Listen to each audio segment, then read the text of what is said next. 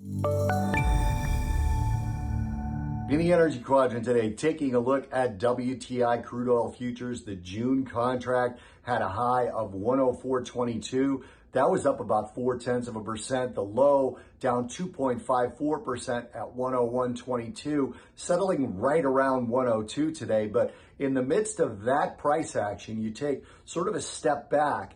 And in hindsight, you can often recognize range-bound price action.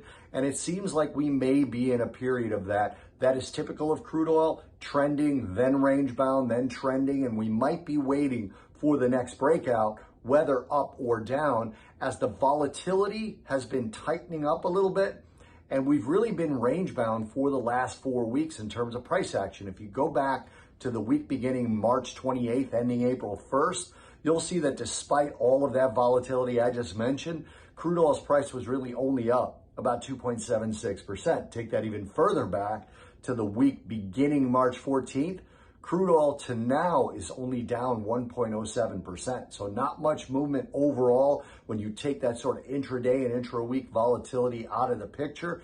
This is classic range-bound trading. And again, you can often see range-bound trading more in hindsight than in foresight. That's something to be careful of, but we could be entering one of those range-bound periods. Now, part of the characteristic of that is a decline in open interest, and we've been seeing that ever so mildly. The last 3 sessions, we had declines in open interest and declines in volume. We don't know what happened with Friday's price action yet, but you're going to want to watch that open interest decline and volume decline to see if maybe that lack of interest indicates another scenario of price action range boundness, for lack of a better word.